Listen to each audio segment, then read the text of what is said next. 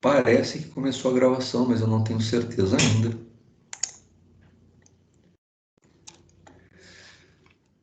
Começou sim.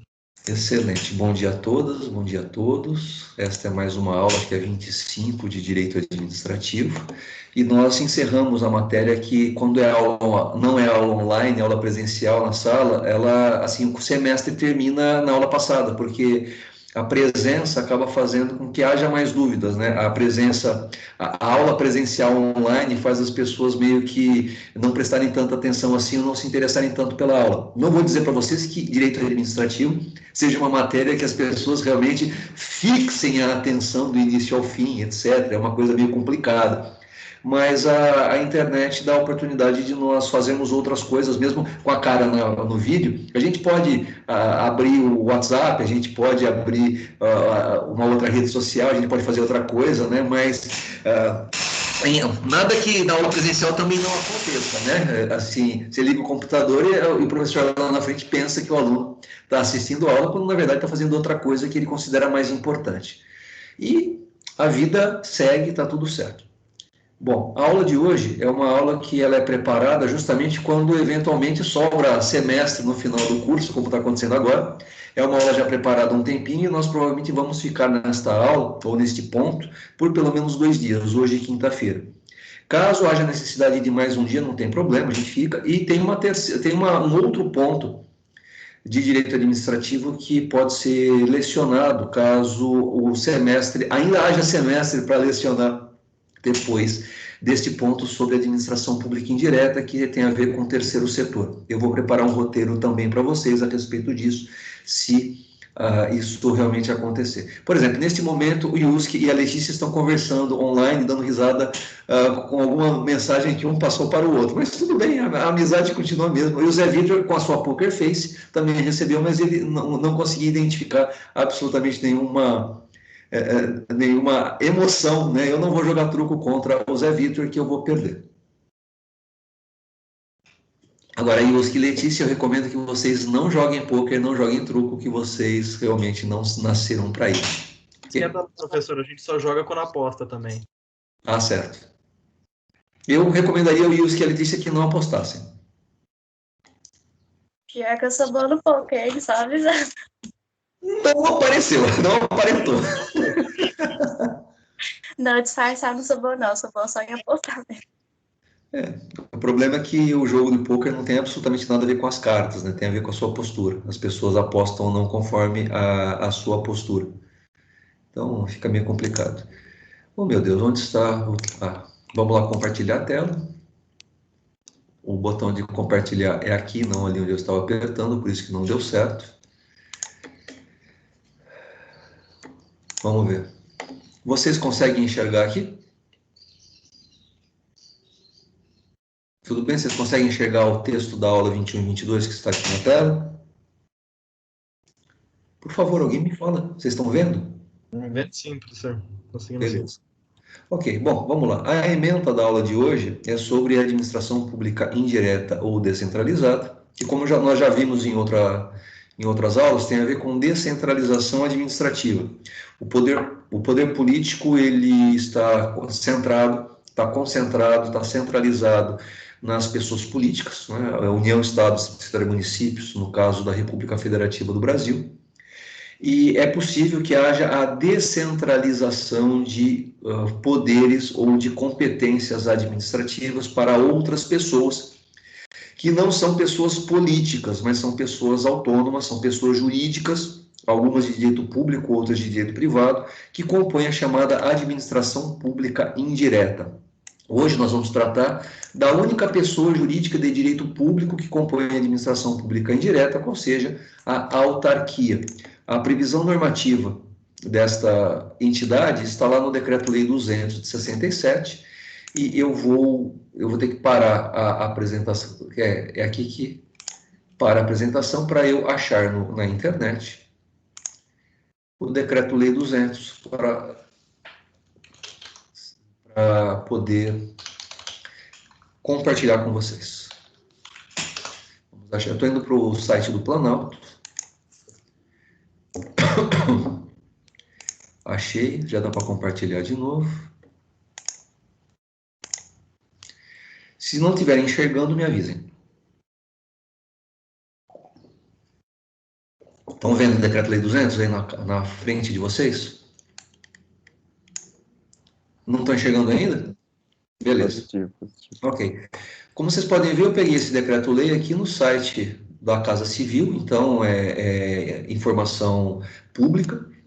E que interessante, né? Esse decreto-lei não é decreto, não é lei, é uma norma de direito autoritário da época da ditadura civil-militar de 64. É de 25 de fevereiro de 67, ou seja, foi publicado no ápice, ou quase chegando ao auge do autoritarismo na ditadura militar, decreto-lei 17 de fevereiro, o AI-5 é um pouquinho, é do mesmo ano, um pouquinho mais para frente. E, curiosamente ou não, assim, esse texto é de uma técnica insuportavelmente bem feita. Então, ainda que tenha sido um documento feito na época da ditadura, este texto ele foi incorporado ao ordenamento jurídico constitucional pós-88. O termo técnico ele foi recepcionado pela Constituição de 88. Ou seja, é uma norma válida, vigente e em completo vigor. E tratou do que se chamou reforma administrativa do final da década de 60. E ele é um texto com uma qualidade técnica talvez insuperável. Eu acho que é a lei mais bem feita. Na verdade, não é lei, não é decreto-lei, mas é o texto normativo geral e abstrato mais bem estruturado que nós temos no direito brasileiro. Vale a pena a gente falar algumas coisas, por exemplo, o artigo 1º. O Poder Executivo, ou seja, a administração pública federal, a lei é federal, tá? Então, ele é exercido pelo presidente da República, auxiliado pelos ministros de Estado. O que significa, neste momento, é que certas competências podem ser realizadas diretamente pelos ministros de Estado, não precisa ser pelo presidente. Na administração pública federal, é perfeitamente possível que os ministros de Estado exerçam competência constitucional sem o auxílio, quer dizer, eles atuam em substituição ao presidente em algumas circunstâncias. Por exemplo, demissão do servidor público pode ser feito pelo ministro, não precisa chegar ao presidente da República. Certo? E aí, respeitada a competência constitucional do Poder Legislativo, o Poder Executivo regulará a estruturação, as atribuições e o funcionamento dos órgãos da administração federal. Bom, o que a administração federal compreende? A administração direta, ou seja, absolutamente tudo que tiver concentrado na federação, na União Federal, ou seja, tudo que for Poder Executivo Federal faz parte de uma pessoa jurídica de direito público chamada União e está integrado na estrutura administrativa da presidência. Claro que dentro da União Federal, outros dois poderes, na verdade a gente já aprendeu que além desses dois poderes, legislativo e judiciário, nós temos outras entidades que são chamadas de independentes, Ministério Público, Tribunal de Contas e Defensoria, e que esses não estão integrados na presidência da República, mas a presidência e os ministérios comandam a chamada administração direta. Não existe, quando se fala de administração direta, que quando o presidente da República baixa um decreto, esse decreto obriga, por subordinação, por poder regulamentar, por poder disciplinar, por poder hierárquico, absolutamente todos os servidores públicos que compõem essa estrutura. Se o presidente da República baixar um decreto, esse decreto não alcança os servidores públicos do Legislativo ou do Judiciário, ok? Só para deixar claro. E a administração indireta, que compreende as seguintes categorias e entidades dotadas de personalidade jurídica própria: autarquias, empresas públicas, sociedade de economia mista e fundações públicas. Curiosamente, fundação em minúsculo e todos os outros em maiúsculo, não sei por que isso, ok? E aí, as entidades compreendidas na administração indireta vinculam-se ao Ministério em cuja área de competência estiver enquadrada a sua principal atividade. Então, se por acaso você conhecer, sei lá, uma entidade da administração pública indireta, por exemplo, a Universidade Federal do Rio de Janeiro, é óbvio que, por se tratar de uma universidade, ela deve estar vinculada ao Ministério da Educação ou da Ciência e Tecnologia, jamais ao Ministério da Agricultura, jamais ao Ministério da Indústria e Comércio, jamais a outro ministério, porque, afinal de contas, a atividade preponderante de uma universidade é ensino, pesquisa e extensão. Então, a vinculação dela tem que ser necessariamente, atualmente, ao Ministério da Educação. Existem alguns autores que propõem que as universidades sejam vinculadas ao Ministério da Ciência e Tecnologia, e que eu acho que é até bem acertada essa ideia. ok? Bom, como vocês viram aqui, é o artigo 4º dizendo que existem 4 entidades da administração pública indireta, e aqui no artigo 5º, há, entre aspas, o conceito jurídico dessas entidades. Nós temos aqui o conceito de autarquia, de empresa pública, de sociedade de economia mista e de fundação pública. Eu vou fazer uma coisa legal, vamos pegar o texto compilado para evitar aqueles riscos todos que estavam atrapalhando a vida da gente. Vamos lá então para o conceito. Autarquia. A autarquia é um serviço autônomo criado por lei, com personalidade jurídica, mas também patrimônio e receita próprios, para executar atividades típicas da administração pública, atividades estas que requeiram para seu melhor funcionamento, gestão administrativa e financeira descentralizada. Vamos tratar de cada um destes itens. Serviço autônomo. Nós estamos falando de um texto que é da década de 60, final da década de 60.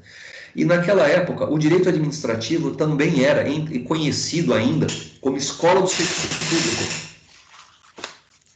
Perdão, gente, a gripe exige que eu faça uma interrupçãozinha aqui. Perdão.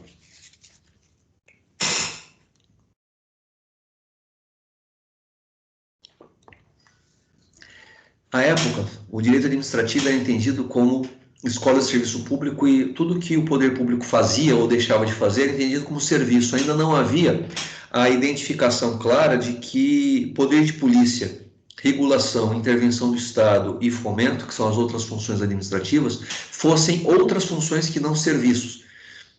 Então, quando fala que autarquia é um serviço autônomo, entenda esse serviço no sentido de não no sentido de serviço, mas uma função autônoma ou uma atividade autônoma, ou seja, autarquia aqui no sentido orgânico de o poder público exerce uma atividade de maneira autônoma. Então não precisa ser necessariamente serviço, mas a autarquia pode exercer funções não só de serviço público, mas também de função de poder de polícia, função de regulação, função de intervenção do Estado e função de fomento. Por exemplo, as autarquias educacionais, elas prestam serviço de educação, ensino, pesquisa e extensão.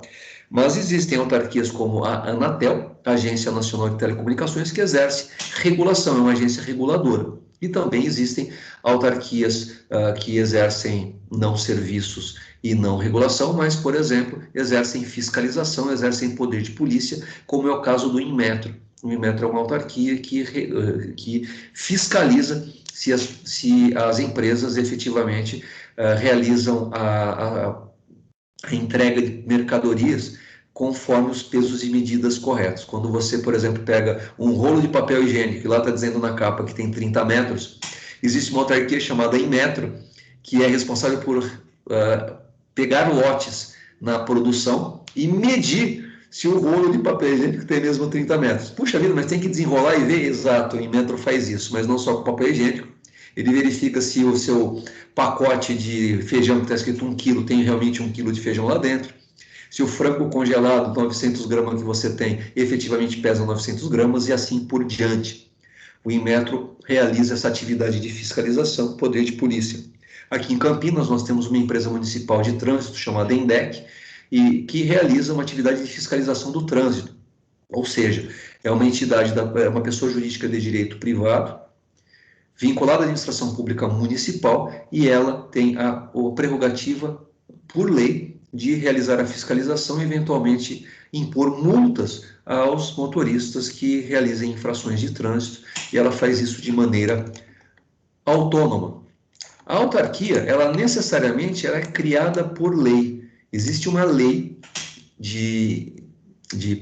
a proposta dessa lei é sempre da administração pública federal, no caso da União, no caso dos estados, uma autarquia estadual só pode ser criada por lei essa cujo projeto é de iniciativa do governador, uma autarquia municipal só pode ser criada por lei cujo projeto é de iniciativa do prefeito, e no Distrito Federal do governador do Distrito Federal. Ou seja, uma autarquia, para existir, ela precisa ter um projeto apresentado pelo chefe do executivo e ela é criada por lei, ou seja, o legislador aprova a criação desta entidade. E assim que esta lei é publicada no Diário Oficial, a autarquia passa a existir com personalidade jurídica própria, ou seja, ela já existe e já tem personalidade jurídica, ela ainda não tem o CNPJ, o certificado esqueci agora a sigla, né? Certificado Nacional de Personalidade Jurídica, não vou lembrar agora, mas vocês entram no Google, vocês pegam o nome direitinho. Com a criação da lei e a publicação, essa autarquia já tem personalidade jurídica própria. E aí uma coisa interessante, ela, além de ter personalidade jurídica, ela deve ter patrimônio próprio e receita própria. O que significa patrimônio próprio? Ela vai ter bens que existiam, havia bens públicos na administração pública direta, e certos bens públicos são transferidos por lei para compor o patrimônio dessa nova autarquia. Vamos imaginar que uma nova autarquia vai ser criada hoje pelo governo, sei lá, o governo do município de Campinas. E essa autarquia, para ser criada, ela pode ser dado para ela como patrimônio um prédio da prefeitura de Campinas, onde ela vai ter a sua sede. Aquele prédio, que lá no registro de imóveis pertencia ao município de Campinas, é transferido no registro de imóveis por esta lei para a autarquia. A autarquia vai até o registro de imóveis, entrega a lei, entrega o Diário Oficial, uma cópia, para o registrador do registro de imóveis, e ele transfere o imóvel, ele registra a transferência do imóvel, melhor dizendo, para a autarquia. Uma autarquia, ela começa a atuar numa determinada ação, ela é criada, e essa lei confere a ela bens, seja bens especiais, sejam bens dominicais, para que esses bens passem a pertencer a ela. E receita própria significa que é perfeitamente possível que tributos sejam direcionados para ela, ou que ela tenha a possibilidade de cobrar taxas, que é uma outra forma de tributo, além dos impostos, para mover a sua atividade. E essa receita acaba sendo importante, porque sem essa receita não é possível fazer frente às despesas que a autarquia vai ter. Toda pessoa jurídica, de direito público ou privado, mas toda pessoa jurídica, para funcionar, ela precisa de pessoas físicas. Não existe nenhuma possibilidade de uma pessoa jurídica existir sozinha. Ainda que você tenha inteligência artificial, ainda que você crie robozinhos, ainda que você tenha toda uma estrutura de Guerra nas Estrelas, com clones e com robozinhos, você vai precisar de alguém, nem que seja o fundador, o criador dessa pessoa jurídica, para atuar, para assinar. E é preciso uma pessoa de carne e osso para representar a pessoa jurídica na assinatura de atos, de contratos, de vinculação, etc. Não é possível, por exemplo, vocês já aprenderam isso em processo civil, como se faz a citação de uma pessoa jurídica. A pessoa jurídica, ela só pode ser citada se uma pessoa física, que consta do contrato social dela, que consta do estatuto social dela, receber a citação, receber lá o oficial de justiça e assinar. Então, por favor, lembre-se sempre que a pessoa jurídica, ela tem uma personalidade jurídica distinta da personalidade das pessoas físicas, ela tem um patrimônio e receita distinto das pessoas físicas, mas é preciso arcar com custos de manutenção e de operação. Toda pessoa jurídica, quando atuar, ela precisa saber que vai ter que gastar com energia elétrica, com água, com empregados, com funcionários, com material de escritório, e para fazer frente a esses gastos, a essas despesas, é preciso prever receita. Geralmente a receita advém de impostos e de taxas, mas nada impede que haja também uma autarquia. Ela é criada para administrar um determinado serviço público, e esse serviço, eu vou dar um exemplo de algumas cidades. Eu acho que o município de Indaiatuba e o município de Americana, próximos aqui de Campinas, possui um serviço de água e esgoto, ou seja, aqui em Campinas, o fornecimento do serviço de água e de coleta de esgoto é realizado por uma entidade que é uma sociedade de economia mista, a Sanasa, saneamento básico, ou não vou lembrar agora o que significa, mas a Sanasa é uma sociedade de economia mista, é uma pessoa de direito privado que realiza a prestação do serviço de água e de esgoto em Campinas. Mas em Americana, em Indaiatuba, este serviço é realizado por uma autarquia. E essa autarquia, ela é remunerada, ela se mantém com a receita da cobrança da prestação do serviço, ou seja, ela é responsável por mandar a cobrança do serviço de água para os cidadãos e se remunera por isso, ok? E essa autarquia, quando ela é criada com uma finalidade, ela deve executar atividades típicas da administração pública. Aqui um problema sério. Em 1967, havia uma noção do que seriam atividades típicas da administração pública. A atividade típica da administração pública são as funções que nós conhecemos hoje. A administração pública, ela deve existir para prestar serviços, e aí nós temos um problema, né? A autarquia deve prestar serviços que só a administração pública pode realizar? Sim. Mas faz sentido, por exemplo, criar uma autarquia para fazer a cobrança dos tributos, ou seja, a Receita Federal, que é um órgão do Ministério da Fazenda, ela é a entidade responsável, por cobrar tributos dos cidadãos, ou seja, imposto de renda, quem cobra é a Secretaria o Leão, né? A Secretaria da Receita Federal é o órgão público não é dotado de personalidade jurídica, pertence ao Ministério, ele que faz a arrecadação tributária no Brasil. Faz sentido criar uma autarquia para realizar essa atividade típica da administração pública, que é arrecadar tributos? Eu creio que não, porque, afinal de contas, esses tributos são fundamentais para a administração da pessoa jurídica chamada União Federal. Então, tem que tomar cuidado com o que seria atividade típica. Nesse sentido aqui, entendamos que essas atividades típicas são as 5 funções. Serviços públicos, ou seja, quaisquer serviços públicos que a administração pública realize devem ser entendidos como típicos. Podem ser criados serviços de fornecimento de água, fornecimento de luz, serviços de educação, serviços de prestação de serviços de saúde, etc. Fiscalizações, ou seja, nada impede que autarquias sejam criadas para fiscalizar atividades, nada impede que autarquias sejam criadas para fiscalizar o trânsito, para fiscalizar sistemas de previdência, para fiscalizar... Bom, não está me ocorrendo agora todas as fiscalizações possíveis, mas as autarquias podem ser perfeitamente criadas para exercer essa atividade de fiscalização, exercício de poder de polícia.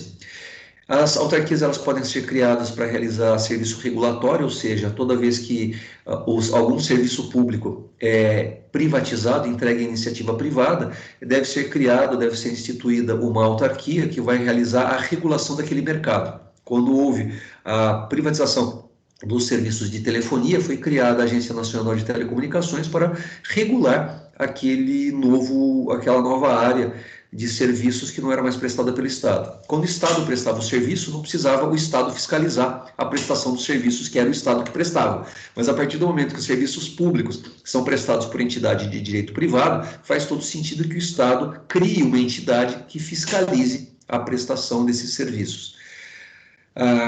Isso não significa que os serviços vão ser mais bem prestados ou menos bem prestados com a fiscalização, mas a fiscalização acaba sendo importante para que os serviços sejam, no mínimo, prestados de alguma forma. Além da regulação, também intervenção do Estado. Por exemplo, o BNDES costuma realizar serviços de intervenção e serviços de fomento. Aqui no estado de São Paulo nós temos a FAPESP, que fomenta a pesquisa. No governo federal nós temos o CNPq, uma entidade responsável por fiscalizar, por prestar fomento a pesquisadores que desenvolvam atividades. Por exemplo, o Ministério da Ciência e Tecnologia, por meio do CNPq, parece que recentemente conseguiu um fomento de cerca de 60 milhões de reais para entregar a 2 ou 3 universidades públicas brasileiras que estavam realizando pesquisa para a criação de uma vacina brasileira para enfrentar o coronavírus. Então, vocês dão um Google, vocês vão ver que havia o governo, por meio por meio do CNPq, havia conseguido esse fomento para entidades brasileiras desenvolverem uma pesquisa. Ou seja, existe a possibilidade da autarquia existir para tudo isso. E aí tem uma questão discricionária, ou antes uma questão política e depois discricionária. Estas atividades típicas da administração, segundo o juízo de valor do presidente em exercício, ou do presidente com mandato naquele momento, ou seja, são serviços que poderiam perfeitamente ser realizados pela administração pública direta, porque, afinal de contas, esses serviços, eles se referem a atividades típicas da administração pública. E serviços de atividade típica da administração pública, nós entendemos que qualquer órgão público pode realizar essas atividades, desde que, obviamente, esteja estruturado para tanto. Vou dar um exemplo. A Polícia Ambiental no Brasil não tem estrutura suficiente para fiscalizar a Amazônia toda. Aliás, se você for aqui para o que resta da Mata Atlântica no estado brasileiro, dá um Google, vocês vão ver que para fiscalizar toda a Mata Atlântica do estado de São Paulo, a Polícia Ambiental lotada no estado de São Paulo não conta com muito mais do que, acho que 150 servidores. Então, eu não sei como 150 servidores dão conta da fiscalização de tudo isso, certo? Mas é essa a estrutura que existe para fazer a fiscalização. Então, a pergunta é, como é que com tão pouca gente dá para fazer uma fiscalização eficiente? A gente usa o Google, a gente usa o satélite, tá bom, mas como fazer isso de maneira eficiente se todo ano a gente tem, a imprensa nos ajuda, aliás, a imprensa nos atrapalha. Todo ano a gente fica sabendo que o Brasil, nossa, nós estamos bem, está reduzindo o índice de desmatamento. Na verdade, não é que não há desmatamento. O desmatamento já é algo tão evidente que o pessoal celebra quando o índice diminui em relação ao ano anterior. Isso é simplesmente assim, se você falar uma coisa dessas numa conversa com um amigo estrangeiro teu, ele não vai entender que celebração é essa. Quer dizer, vocês estão felizes porque o desmatamento diminuiu. Na verdade, não era para ter desmatamento. É esse o ponto. Mas, veja, essas atividades típicas, aí, para você criar a autarquia, o presidente da República, o governador ou o prefeito, conforme o nível federativo, entende que essa função administrativa típica da administração pública, ela, para seu melhor funcionamento, ela requer uma gestão administrativa e financeira descentralizada. Ou seja, é algo tão importante que, para funcionar direito, precisaria ter uma gestão administrativa e uma gestão financeira fora da administração pública direta. O ministro de Estado não vai ser responsável pela administração e pelo controle de gastos daquela entidade. A entidade vai ter uma administração e um controle financeiro próprios, porque, afinal de contas, uma pessoa jurídica não tem absolutamente nenhuma relação de autoridade em relação à entidade da administração pública direta. Ou seja, nós temos aqui um conceito que é bem aberto. Veja, é a administração pública central, ou seja, é o presidente da República, no caso da federação, é o caso do governador, no caso do estado, e é o caso do prefeito, no caso do município, que decide, porque ele entende, dentro do seu juízo de valor, dentro da sua discricionariedade, que aquele serviço vai ser mais bem executado, que a fiscalização vai ser mais bem realizada, que o fomento vai ser mais bem aplicado, se houver uma gestão administrativa e financeira descentralizada. Bom, a ideia na década de 60 é que seria possível, e aliás, vou melhorar isso, na década de 60 e 70, imaginava-se que não era possível chamar para o governo a elite dos pensadores brasileiros, mas entendia-se que era possível chamar os pensadores, os intelectuais ou os grandes profissionais brasileiros para atuarem em autarquias.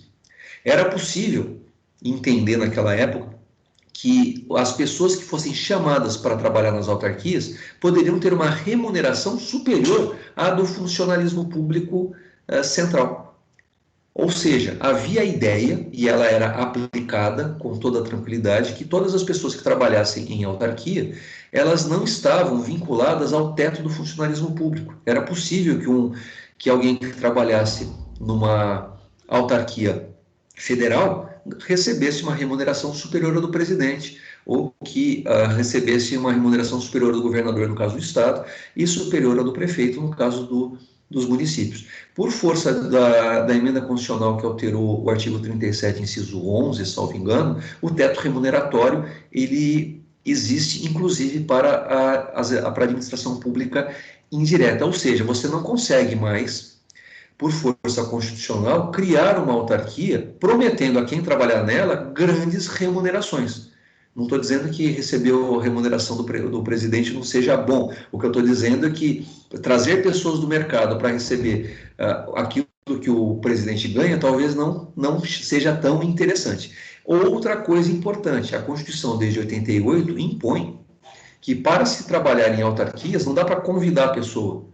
Alguns podem ser nomeados por livre nomeação, etc., mas o grupo técnico, o corpo técnico das autarquias devem ser integrados por meio de concurso público.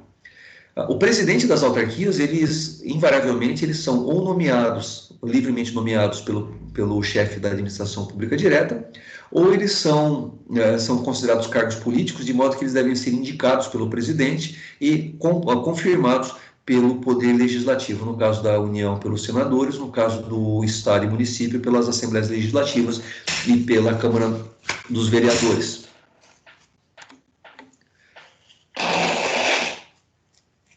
Perdão. Eu quase não estou conseguindo respirar, mas vamos dar aula. Vamos continuar lecionando. Bom, vamos continuar aqui a ideia de autarquia, mas eu vou parar a apresentação para vocês continuarem olhando para mim, ou eu quase vendo vocês aí. Vamos lá. Estão me ouvindo bem ainda? A Júlia também botou a cara para a gente ver. Muito obrigado. Pois não, José Vitor? Não, queria que a gente estava ouvindo. Você tinha perguntado. Beleza. Então, vamos lá. As autarquias, elas são criadas por lei, e quem cria uma autarquia federal é o Poder Legislativo Federal, ou seja, o Congresso Nacional aprova aquela autarquia e aprova conforme o projeto de lei apresentado pelo presidente da República. O Legislativo ele pode fazer alterações no texto do projeto de lei? Até pode, mas fica complicado. Ele, assim, o maior exercício de função legislativa nesse caso é de perguntar para o Poder Executivo o seguinte: de onde vai sair a receita, de onde vai sair o dinheiro para pagar a autarquia? Geralmente, quando a autarquia ela é criada com base nas receitas que já existem em órgãos existentes, ou seja, o Poder Executivo informa ao Legislativo que muitos dos servidores públicos que atuarão na autarquia já são servidores públicos federais, e eles serão, aquele cargo deixa de existir na administração pública direta e passa a existir na administração pública indireta. Ou seja, aquela autarquia vai trabalhar, vai utilizar um puxadinho, vamos dizer assim, um andar lá do Ministério X. Ou seja, a entidade já tem lugar para atuar e já tem pessoas que vão atuar nela. Perfeito. E também fala assim, olha, muitas das receitas que eram direcionadas para esse órgão, essas receitas, agora a gente vai fazer uma rubrica, e essa receita aqui, parte dela continua no órgão e parte dela vem para essa nova autarquia. Mas tem uma pergunta, geralmente uma autarquia, quando ela é criado um dirigente, um presidente, uma pessoa que vai ser o responsável por assinar, em última instância, todos os atos jurídicos dessa nova entidade. Como vai ser feito o pagamento desse novo servidor público, desse novo agente público? Às vezes, a remuneração dele vai ser o mesmo valor que era, por exemplo, dos cargos de...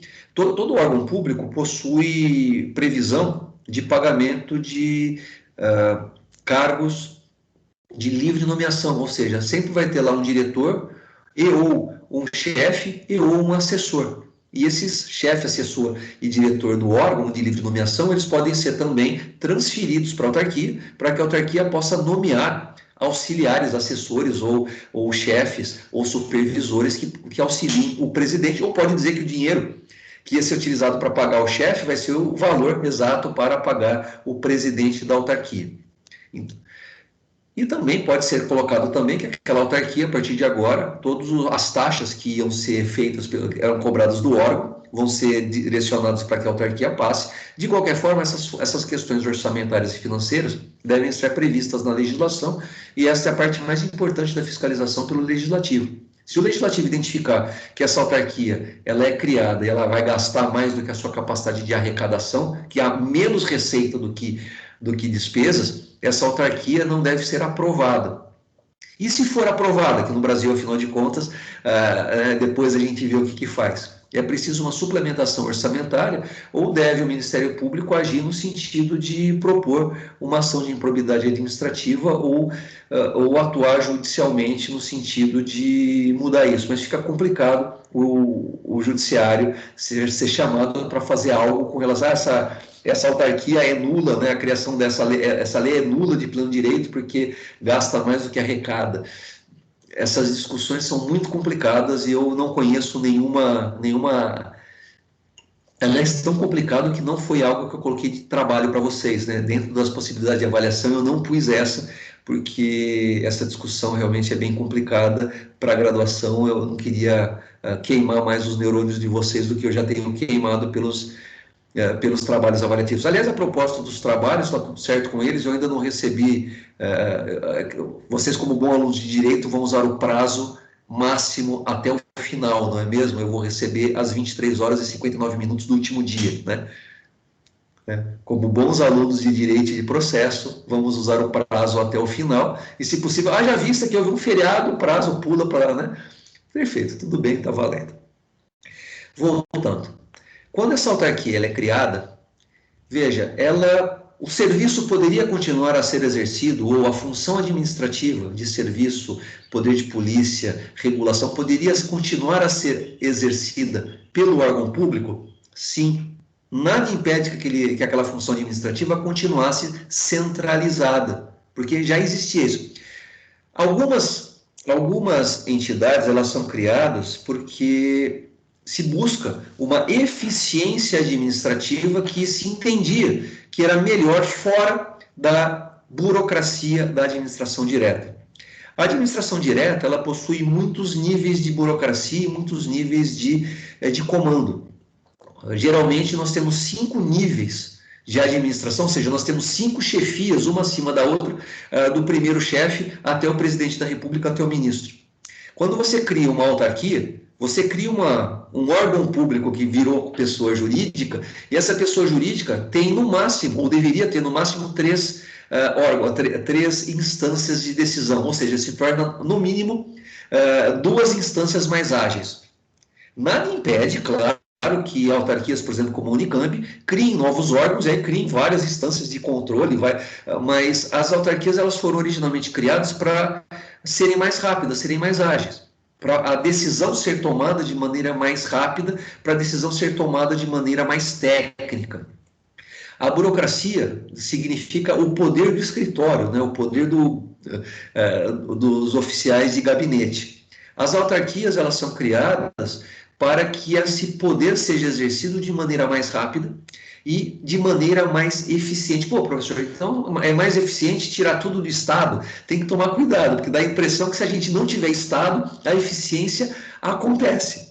E tem que tomar cuidado com outra coisa também. Eficiência é um termo técnico de economia. Nós temos hoje o princípio constitucional de eficiência, mas um Estado eficiente não é um Estado que gasta menos do que arrecada. Um Estado eficiente também é um Estado que presta os serviços com qualidade. O SUS eficiente é um sistema de saúde que leva direito à saúde e tratamento para todo mundo na melhor maneira possível. Puxa vida, mas o gasto disso é elevadíssimo. Eu sei, o Estado não foi criado para dar lucro.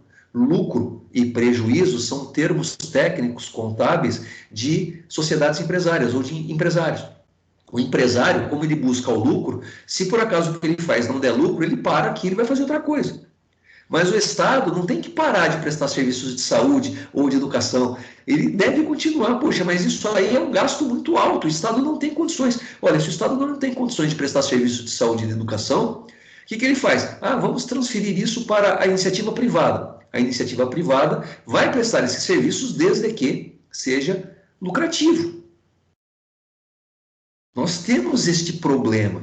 E outra, assim, vocês não me levem a mal, mas se por acaso sei lá, a prestadora de serviço de telefonia de vocês, que ganha bilhão por mês, prestando serviços públicos de serviço de telefonia para vocês, chegar à conclusão que é mais lucrativo vender coco na praia, ela para de prestar serviço público na hora e vai fazer essa outra coisa mais lucrativa. Ela não tem o interesse próprio de prestar serviços de qualidade. Ela tem o interesse próprio de, realizando essa atividade, obter lucro. O Estado não possui esta situação, não está nessa situação. O Estado ele foi criado para que os serviços públicos sejam realizados de modo que os direitos fundamentais sejam concretizados. Mas isso gasta dinheiro. Sim, isso gasta dinheiro. São os nossos impostos que pagam isso. Parabéns, exatamente, são os tributos arrecadados que permitem ao Estado a prestação de serviços. Mas eu que pago imposto, é o pobre que vai receber os serviços? Exatamente, você está começando a entender direito constitucional, meus parabéns. Quem tem condição arca com os custos e quem não tem condição é isento. Mas isso é injusto, o nome disso é solidariedade social. Se você não concorda com isso, então você que é patrocinado deve acabar imediatamente com isso, certo? Para não aceite mais que os pais arquem com os seus custos, porque afinal de contas você você que exige alimentos dos seus pais, puxa vida, só porque eles são seus pais, eles têm que fazer isso? Mas está na lei, exatamente, também está na lei, e está na Constituição, que quem tem capacidade contributiva arque e quem não tem seja isento. Chegamos a um acordo, parabéns. É a mesma legislação que impõe o dever de alimentos dos pais, para que você não se sinta um parasita, caso os seus pais paguem tudo para vocês. Vocês também têm que considerar que o pobre não é um parasita, porque a legislação e o direito constitucional determinam que deve ser desse jeito. Eu acho injusto. Conversa com o seu deputado, conversa com o seu senador, conversa com as Nações Unidas, certo? E tenta mudar, certo? Faz uma revolução e muda, mas por enquanto é essa a estrutura constitucional brasileira. Não gostei, vou mudar, vou para os Estados Unidos. Lá é assim também. Igualzinho. Mas lá, vai lá atrás, vai ver. Tá? E para quem não sabe, o imposto de renda dos Estados Unidos é maior do que aqui. E a alíquota de inúmeros impostos lá é superior que a do Brasil. Mas a nossa carga tributária é enorme. Lá é maior ainda. Então, se alguém que por acaso não concordou ainda, não gostou, a gente abre depois um debate a respeito disso. Mas a estrutura constitucional brasileira é justamente essa. O Estado ele deve prover serviços de modo que as pessoas não fiquem destinadas à própria sorte. Mas se o cara não consegue ganhar dinheiro é porque ele não se esforçou bastante. Gente, nós temos pelo menos 80 milhões de brasileiros que vivem com menos de um salário mínimo. Será que eles não se esforçam? Será que eles são assim? Ou é porque efetivamente não existe oportunidade de crescimento social? O Estado ele deveria, no mínimo, assim, em termos desenvolvimentistas, criar condições de pleno emprego para que eles possam receber alguma coisa. O Brasil recentemente voltou ao mapa da fome das Nações Unidas. Será que as pessoas do Brasil aqui não fizeram nada? E outra, situação de pandemia. O próprio governo federal criou a possibilidade de auxílio emergencial. Atualmente o auxílio emergencial está em R$50 ou alguma coisa assim, R$250, não lembro agora. É pouquíssimo. Mas você vai dizer para mim que o auxílio emergencial não deve ser aplicado porque essas pessoas não merecem. O que é mérito? É bem complicado. Vou dar um mérito interessante, né? A pessoa passou no concurso para juiz. Ela tem o mérito de ter passado no concurso. Beleza. Mas qual é? A gente já teve essa aula. Qual é a relação que existe entre o que a pessoa estudou para passar no concurso e o que a pessoa precisa saber para ser um bom juiz, um bom promotor, um bom delegado? Geralmente o que se pede no concurso não tem nada a ver com a realidade. Vou dar um exemplo. A Júlia, vamos imaginar que ela vira juíza. Não, eu já falei isso da Júlia, né? Vamos imaginar que a Letícia vira juíza E a Letícia com essa carinha de quem tem 19 anos recém-completados, né? E é bom, né, que aos 40 anos vai continuar com cara de menininha. Ela com 23 anos, 24, ela vira juíza numa comarca qualquer. E ela chega lá toda poderosa, de taillé, senta na cadeira, e ela precisa fazer uma coisa que ela vai fazer todo dia. Ela precisa distribuir os trabalhos junto ao cartório que ela é presidente. Ela é a responsável pela administração de um cartório judiciário. Ok?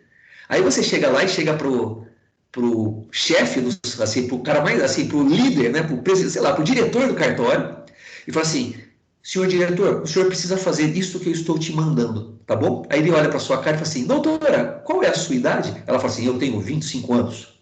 Daí ele abre um sorriso e fala assim: doutora, eu estou neste trabalho há 26.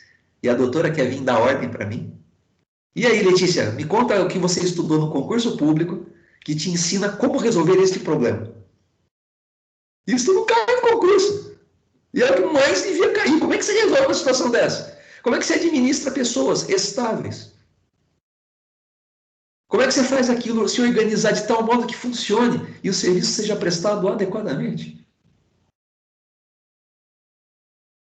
Como é que você faz para trabalhar nos 4.000 processos que estarão sob a sua jurisdição e, ao mesmo tempo, vai ter que atender uns 8 advogados que têm prerrogativa, ou seja, a lei determina que Vossa Excelência tem que atendê-los na hora que eles chegarem lá, porque eles vão falar de réu preso, e eles têm prioridade no cartório, ou seja, se chegar alguém e falar assim: doutora, eu estou aqui com uma questão envolvendo réu preso, e o habeas corpus pode ser assim, a coisa mais ridícula do mundo, é o 18º habeas corpus de réu preso, que aquela mesma advogado impetrou na semana. Ele tem a 18ª oportunidade, por prerrogativa, de entrar no seu gabinete e falar sobre aquele assunto.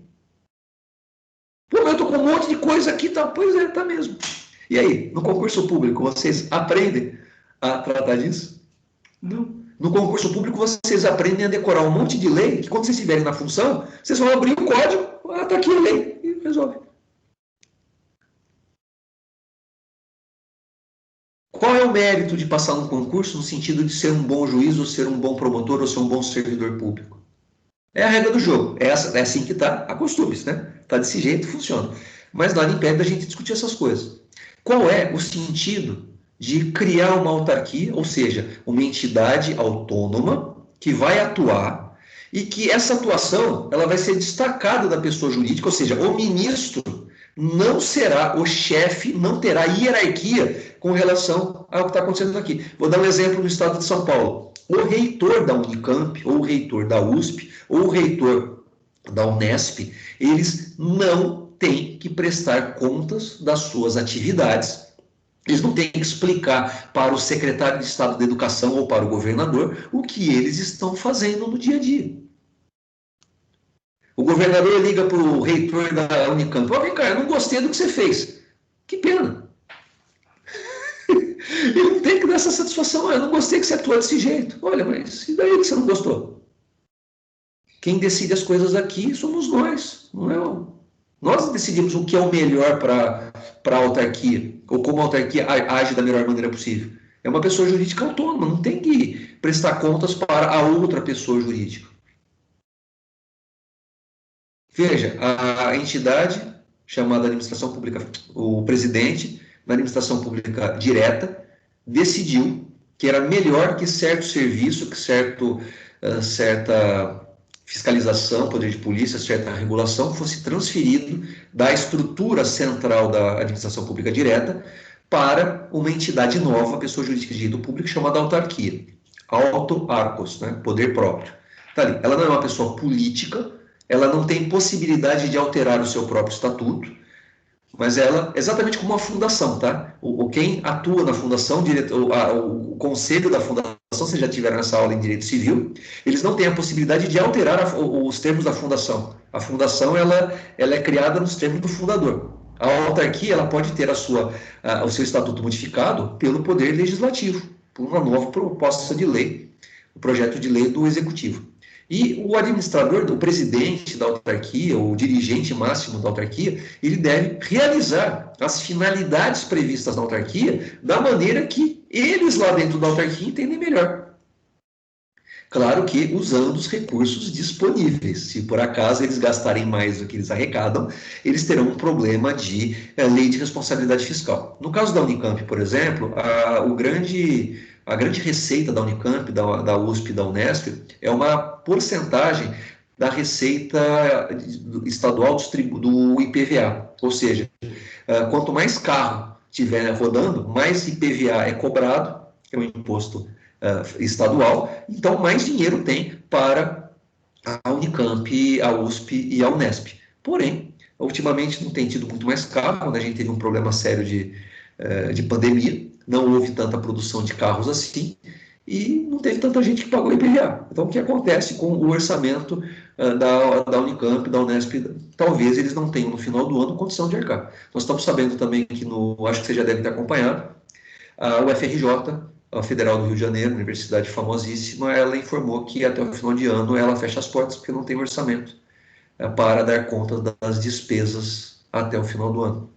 E como se resolve isso? Né?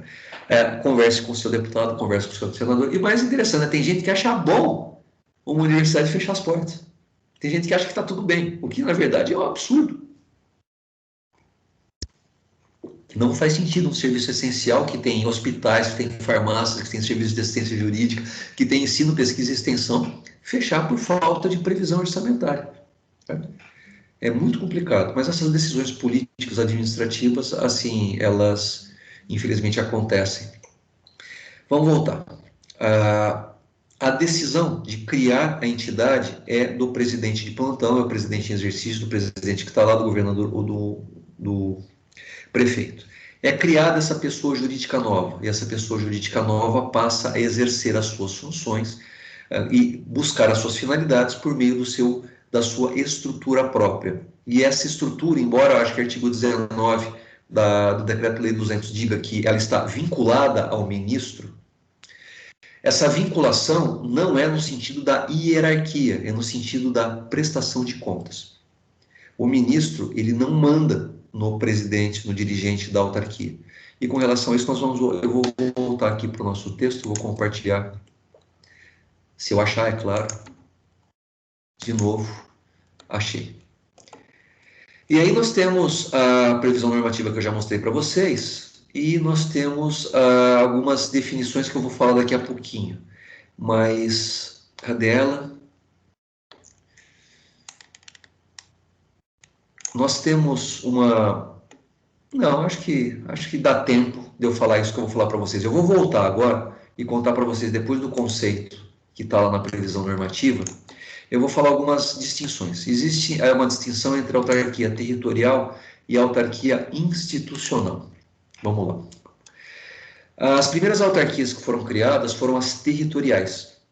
A autarquia territorial significa que uma determinada área do território nacional, do território do país, ele é transformado na área em que um administrador será indicado para tomar conta. No Brasil, nós tivemos, antes da Constituição de 88, as figuras dos territórios. Para quem não sabe, até 1988, eu sei que nós estamos falando de uma época antiga, mais ou menos na época que Moisés abriu o Mar Vermelho, né, uma coisa que foi anterior a vocês terem nascido, mas até a Constituição de 88, nós tínhamos alguns territórios no Brasil que eram administrados pelo Poder Executivo Federal. Ou seja, o presidente da República, ele tinha a prerrogativa de administrar por conta própria o território de Fernando de Noronha, o território do Amapá, o território de Rondônia, o território de Roraima. Acho que eu esqueci mas tudo bem. E esses territórios, eles não eram estados, eles não eram pessoas políticas, mas eles eram entidades administrativas territoriais. No início, quando existiam esses territórios, havia a indicação, a nomeação de um administrador desse território. Posteriormente, esse administrador passou a ser eleito, etc., mas havia uma administração territorial. Um local que não tinha, por exemplo, poder, era entendido simplesmente como uma estrutura autárquica. Na França, por exemplo, nós temos inúmeros territórios. Melhor, vai. Se nós quisermos falar no Brasil hoje de autarquias territoriais, nós podemos pensar na estrutura das subprefeituras de algumas cidades, como o município de São Paulo. O município de São Paulo, por ser muito grande, o prefeito tem a prerrogativa de nomear subprefeitos para atuar em determinadas áreas chamadas subprefeituras de São Paulo. Não existe eleição para subprefeito, mas o subprefeito ele acaba sendo, entre aspas, assim, o síndico, o administrador de uma área. E ele deve prestar contas exclusivamente ao chefe dele, que é o prefeito. Veja, a ideia aqui é que aquela pessoa adquire certos poderes para exercê-los dentro de uma área territorial específica. E essa era a ideia original de autarquia. Na França, que não é um país federativo, é um país central, ou seja, só existe um chefe lá, só existe um administrador público, que é o presidente da República. Se bem que eu não sei se isso... agora eu não me lembro se é o presidente ou se tem um ministro responsável, mas me desculpa, gente. Mas o presidente ele pode direcionar que certos territórios, que certos setores da França sejam administrados de maneira autárquica.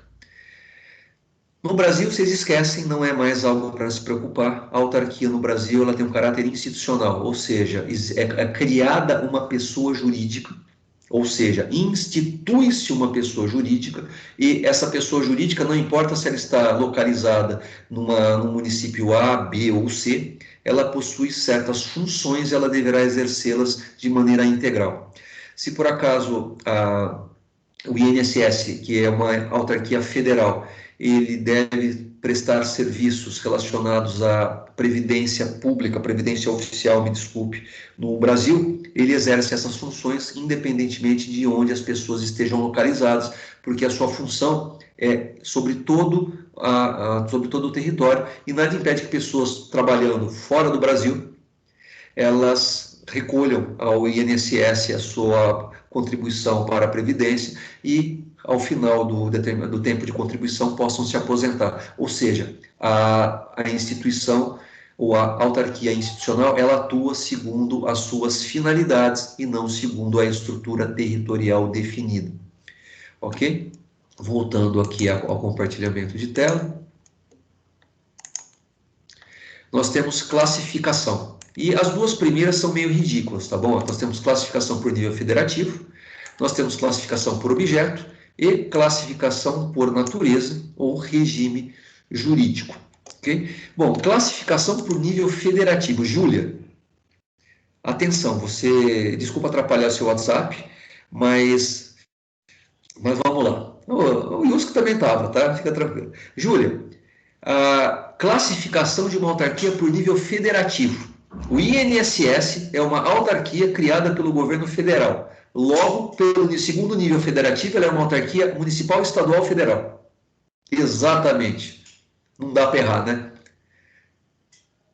A Unicamp é uma autarquia criada pelo governo do estado de São Paulo. Ela é uma autarquia, segundo nível federativo, municipal, estadual ou federal? Estadual. A Camprev é uma autarquia previdenciária criada pelo município de Campinas. Ela é uma, segundo nível federativo, você acha que ela é uma autarquia municipal, estadual ou federal? Municipal. Gente, se vocês pegarem alguns livros de direito administrativo, alguns autores ficam 5 páginas ou mais só explicando o que é autarquia por nível federativo, que é uma classificação muito importante. Eu percebi pela cara da Júlia e do Yuski que nós não precisamos ficar 5 minutos nisso. Então, nós já sabemos que por nível federativo a classificação é essa. Ok? Beleza. Próxima classificação, que é um pouquinho menos boba, é por objeto. Ok? E aí nós temos várias possibilidades, conforme a finalidade ou conforme o que faz a autarquia. Ela pode ser assistencial, ela pode ser previdenciária, ela pode ser cultural, ela pode ser profissional, ela pode ser corporativa, ela pode ser de controle, ela pode ser associativa, ela pode ser administrativa, blá, blá, blá, né? Então, vamos lá, Yuski. O INSS é uma autarquia que tem finalidade prover a previdência dos trabalhadores brasileiros. Segundo o objeto dela, você acha que essa autarquia é o quê? Exatamente, previdenciária. A Unicamp é uma autarquia que trata de educação. Então, você acha que essa autarquia seria... Você não falou, mas eu li seus lábios. Educacional, muito bem. A A Camprévia, a previdenciária, então não adianta, nós temos... Então, veja, a autarquia, segundo seu objeto, ou segundo sua finalidade, é o que ela foi criada para fazer o quê, né? Qual é o objeto de atuação dela? A Anatel, ela é uma agência regulatória dos serviços de telefonia no Brasil. Então, você sabe que, segundo o objeto, ela é uma agência regulatória. Ela presta regulação do mercado de prestação de serviços de telefonia. Então, você já sabe que, segundo o objeto, ela é uma agência reguladora ou regulatória. Fica meio fácil, né? Você sabe. Então, olha que bonito. Você vai escrever uma redação, né? Ou uma resposta no exame de ordem, num concurso público. Você fala assim, o INSS trata-se de uma autarquia federal previdenciária. Aí você escreve assim, da maior importância, ponto. Nossa, você vai tirar 10, qualquer coisa mais linda, né? Você mostrou que você sabe que ela é do governo, ela é vinculada ao governo federal, e você sabe que ela presta serviços relacionados à Previdência. A Unicamp é uma autarquia estadual de natureza educacional, de pesquisa e extensão. Parabéns, você acabou de escrever. Nós da área do direito conseguimos escrever bastante, falamos bonito, né? E não quer dizer quase nada, né? Mas beleza, você já... As 10 páginas dos livros de direito administrativo estão dados, eu acho que de maneira jocosa, mas todo mundo entendeu bem, né? Tá tudo certo. Então, nós vamos agora para o que efetivamente interessa. O regime jurídico das autarquias acaba sendo fundamental. E aí, no regime jurídico, ou seja, na lei que cria a autarquia, nós vamos saber se ela é uma autarquia comum ou uma autarquia especial. Se ela é uma agência executiva, ou daí a gente vai acabar vendo também uma autarquia, ou se consórcios públicos são, de que modo eles podem ser considerados autarquias, conselhos regulamentadores de profissão e OAB. Para quem não sabe, deixa eu voltar aqui para vocês olharem a minha cara. Existem no Brasil algumas autarquias bem interessantes. Júlia, quem é formado em engenharia, o que ele é? Engenheiro. Quem é formado em medicina, o que é? Médico. E quem é formado em direito é advogado? Não. Exatamente. Então vamos reformular as perguntas e as respostas que eu fiz agora. Quem é formado em medicina é o quê? Formado em medicina. Bacharel em medicina, muito bem. Em alguns casos até bacharel em ciências médicas. Do mesmo jeito que vocês vão se formar, vocês não serão bacharel em direito. Vocês serão bacharéis em ciências jurídicas e sociais. Olha só, eu acho até mais chique. Beleza. Quem é formado em engenharia, ele é bacharel em engenharia. Qual é a condição para o bacharel em direito virar advogado? Tem que prestar a prova da OAB e passar. Registrado na OAB do E advogado. depois de passar, pedir sua inscrição, porque se você não pedir sua inscrição, ela não vai acontecer. Os engenheiros e os médicos, eles têm uma vida um pouco mais fácil, né? Eles simplesmente se formam, pegam o certificado ou o diploma, vão até o conselho regulamentador da profissão deles, que é o CRM, Conselho Regional de Medicina. E, claro que também tem um federal, tá? Mas ele vai até o Conselho Regional de Medicina ou até o Conselho Regional de arquitetura, de engenharia. Oi, tudo bem? Eu vim aqui, eu sou bacharel em medicina, sou bacharel em engenharia, eu vim aqui me tornar engenheiro ou médico. É claro que o engenheiro tem que ir com o seu diploma até o conselho regulamentador da profissão dele, né? Não adianta ele formado em engenharia ir até o CRM, Conselho Regional de Medicina. Oi, eu queria virar médico, né? Tem um problema aqui, né? Você fez a faculdade que não é aquela que a gente aceita.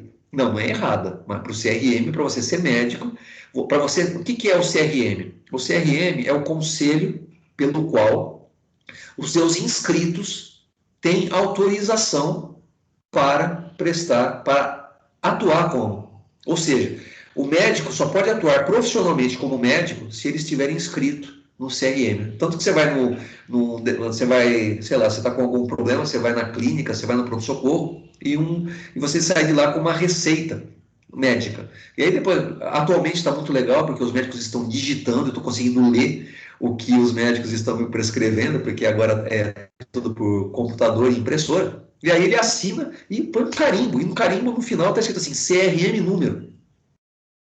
Ou seja, você sabe que aquela pessoa é médica porque ele tem um registro profissional de médico.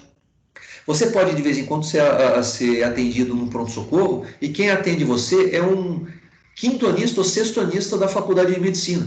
E olha, se você está no pronto-socorro e precisa ser atendido, que bom que tinha alguém. Ainda que quintonista seja sextonista. E se der problema, vamos dizer que a culpa é do estagiário, né? Vocês sabem disso.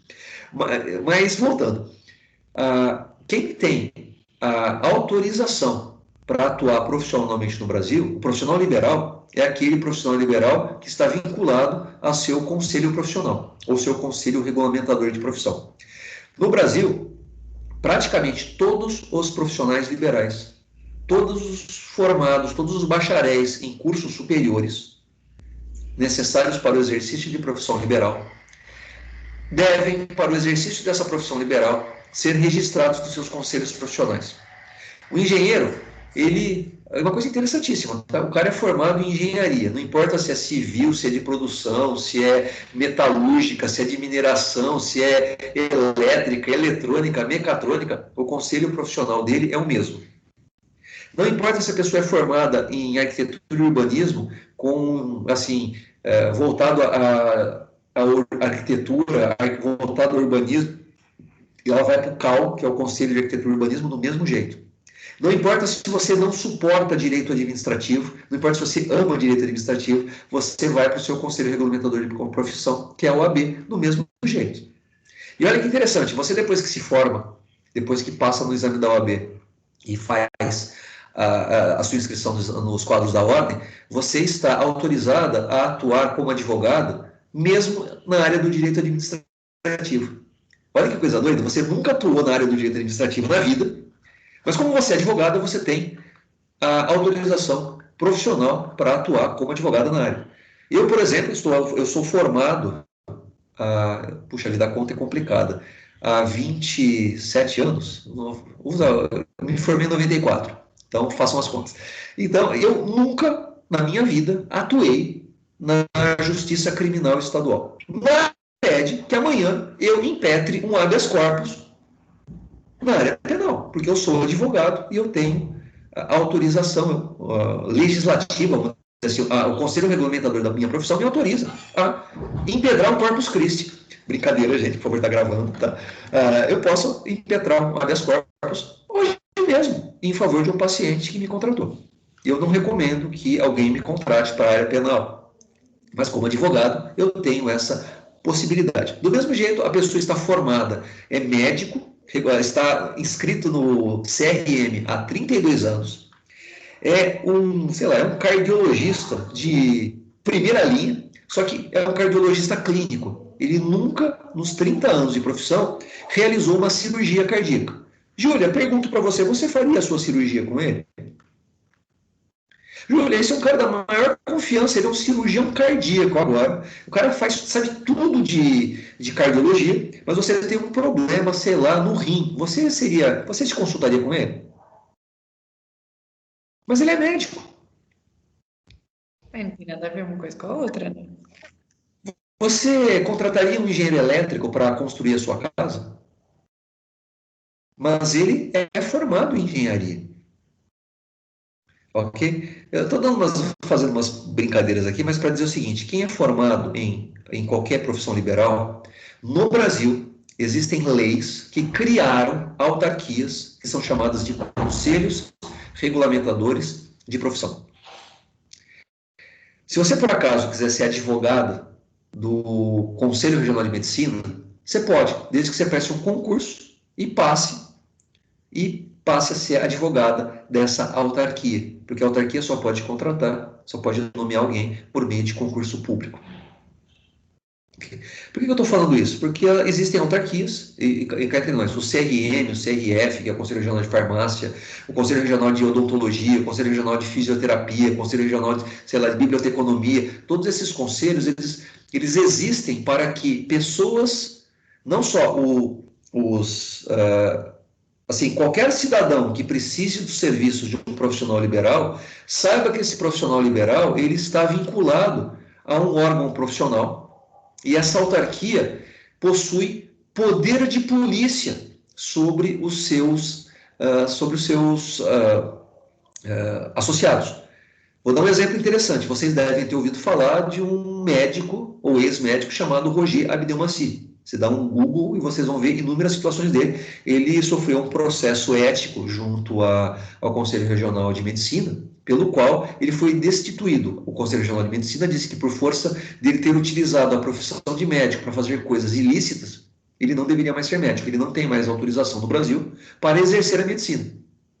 Não estou dizendo para vocês que ele não poderia exercer a medicina porque ele não tem capacidade técnica. Eu acho que depois de 30 anos de profissão ele tem capacidade, mas ele fez coisas que, no entendimento do conselho regulamentador da profissão dele, houve um processo administrativo disciplinar e esse processo administrativo determinou a sua exclusão dos quadros do conselho, de modo que ele não tem mais o número do CRM e ele não pode mais realizar atividade médica nenhuma no Brasil. Vejam, o Conselho Regional de Profissão tem um poder de polícia muito grande. Vou dar um exemplo na OAB. A OAB possui, como um órgão interno, o Tribunal de Ética e Disciplina, de modo que se o advogado fizer alguma coisa antiética, o Tribunal de Ética pode determinar a suspensão dele, pode determinar a cassação do seu registro na OAB, ou seja, ele pode ficar 30 dias ou até 60 dias sem atuar como advogado, porque se ele atuar durante aquele tempo, vai ser mais um ilícito que ele realiza, ou ele pode simplesmente perder o direito de advogar, porque ele fez coisa errada. Vou dar um exemplo. Eu como advogado criminal, eu vou até ao presídio falar com um cliente meu. Gente, é completamente hipotético, tá? Eu nunca atuei na área penal. E eu uso da minha prerrogativa de advogado para falar com o meu cliente lá dentro, e eu vou lá não só para falar com ele, mas para levar uns aparelhos celulares para ele, ou para levar dinheiro, para levar droga para ele. Eu sou a mula que leva droga para ele. Eu fiz algo ilícito, inclusive no campo penal. Só que existe uma responsabilidade funcional. Lembra que eu falei isso para vocês na área do direito administrativo? Existe aqui na área do campo da regulamentação da profissão. Vamos lá, eu sou um médico que eu sou chamado para cuidar de um paciente que está preso, ou seja, tem um cara lá no presídio de segurança máxima e eu sou chamado como não tem médico no presídio, sei lá o que aconteceu com o médico, eu sou chamado para prestar socorro para aquilo. E eu aproveito que eu fui lá e eu levo drogas para o cara. Na verdade, foi tudo combinado para eu chegar lá e entregar coisa de filme, né? E eu sou pego. Veja, eu cometi um crime. E este crime pode ser perfeitamente utilizado dentro do campo da autarquia regulamentadora de profissão do CRM para me destituir como médico, para caçar o meu registro de profissão. Ou dentro da OAB, por meio do Tribunal de Ética e Disciplina, para após o processo administrativo disciplinar, considerar que o que eu fiz é antiético e caçar a minha licença como advogado. Tudo bem? Problema interessantíssimo. No Brasil, todos os profissionais liberais se vinculam a uma autarquia regulamentadora de profissão. Ou seja, médicos estão vinculados a uma autarquia, engenheiros estão vinculados à sua autarquia, arquitetos vinculados à sua autarquia, todos eles. A OAB tem um problema. Ela não é pessoa jurídica de direito público. Ela não foi criada por meio de um projeto de lei de autoria do presidente da República. A OAB, ela tem uma lei própria, é uma lei de 1994, que nós chamamos de Estatuto da OAB. E esse Estatuto da OAB, ele foi criado e não tem absolutamente nenhuma vinculação com o Poder Executivo Federal. Não há servidores, não há agentes políticos na OAB. Se você quiser ser advogado da OAB, procurador jurídico da OAB, se você quiser trabalhar na OAB, não há concurso público. Pergunto para vocês, a OAB é uma autarquia? Fala não. Fala não. Isso não é uma autarquia. Muito bem. Mas espera um pouquinho. A OAB, ela tem dois poderes de polícia. Todas as autarquias, elas exercem poder de polícia. Elas regulamentam a profissão e têm a fiscalização ética de todos os seus associados para que as pessoas que venham a se utilizar do serviço de um profissional liberal tenham, no mínimo, a segurança de estarem atuando, de estarem tendo serviço prestado por alguém que seja fiscalizado. Bom, a OAB, além dessa fiscalização ética, porque advogado que faz besteira ética pode ter o seu registro na OAB cassado.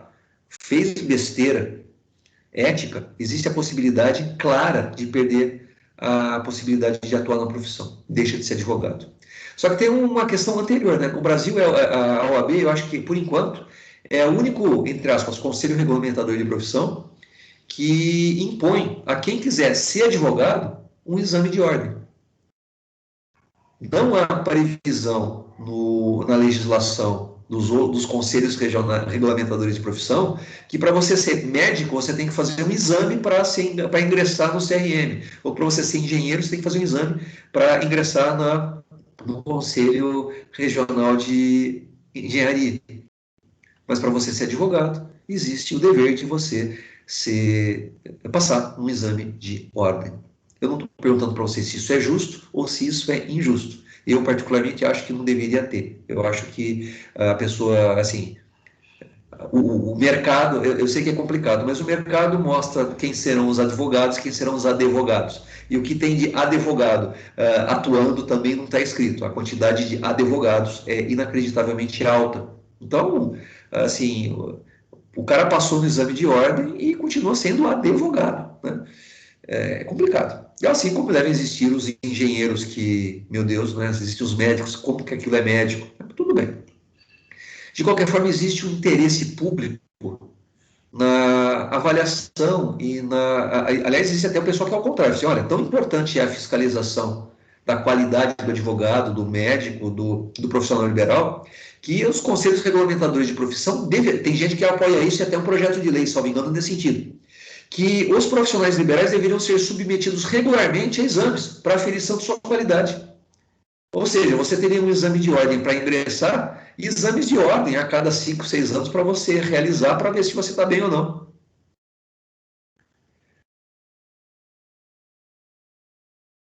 Tem uma outra coisa interessantíssima. Vamos imaginar o seguinte, o cara nunca foi advogado. O cara foi juiz por 30 anos. E aí ele sai da profissão, ele se aposenta e chega na OAB, por favor, eu queria ser advogado, eu queria atuar como advogado a partir de agora. A OAB, muitas vezes, concede a OAB para essa pessoa de 30 anos de atividade jurisdicional, porque, afinal de contas, essa pessoa conhece, né? Foi juiz 30 anos, promotor 30 anos, mas há também, dentro da OAB, aqueles que dizem que não deve ser concedida, aquela pessoa deve se submeter a um exame de ordem. Vocês decidam, vocês achem o que vocês quiserem. Eu estou contando para vocês as várias possibilidades que estão ali presentes. Mas uma coisa importante.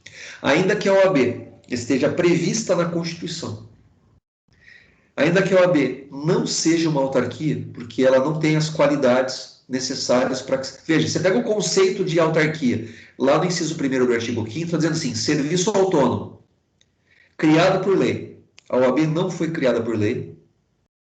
Existe a lei da OAB, mas a OAB é uma pessoa jurídica de direito privado, uma associação criada antes do Estatuto, quer dizer, havia uma lei anterior. E na forma atual da legislação, é uma pessoa jurídica de direito privado que tem a personalidade jurídica, ela é identificada como associação civil. Quer dizer, como é que a gente pode dizer que uma associação civil, pessoa jurídica de direito privado, que não foi criada ou que não é instituída como serviço autônomo vinculado a ministério, seja autarquia? Ou seja, utilizando o conceito de autarquia, é impossível dizer que a OAB seja uma autarquia. Ah, mas ela faz um conselho regulamentador de profissão. Sim, a OAB exerce a função de conselho regulamentador de profissão. Sim, a OAB, por lei, possui a prerrogativa de exercício de poder de polícia. 1, para ver quem entra nos quadros da OAB, e 2, para ver se as pessoas devem continuar, porque se fizer coisa errada, devem ter o seu registro profissional cassado. Mas em que pese exercer funções de autarquia, a OAB não é autarquia. Puxa vida, mas isso não... Como fazer? Olha, atualmente, uma coisa que é uma expressão bonita, tá? Mutações de direito administrativo. Até o nome de um livro do grande professor saudoso Diogo de Figueiredo Moreira Neto. O que são mutações do direito administrativo? Até pouco tempo atrás, entendia-se que todas as funções de autarquia, ou todas as funções públicas típicas, deveriam ser realizadas exclusivamente por personalidade de direito público. No entanto, hoje nós vemos inúmeras situações em que serviços públicos ou funções públicas são entregues à administração de entidades privadas. Por exemplo, nós estamos vendo inúmeras situações de serviços públicos entregues a ONGs, organizações sociais, OCIPs e OSCs. Nada impede que pessoas de direito privado prestem serviços públicos desde que prestem contas de suas atividades. Prestem contas de suas atividades. Foi o que eu acabei de dizer. Então, essa discussão acaba sendo um pouco estéril, mas algo que precisa ser dito para vocês.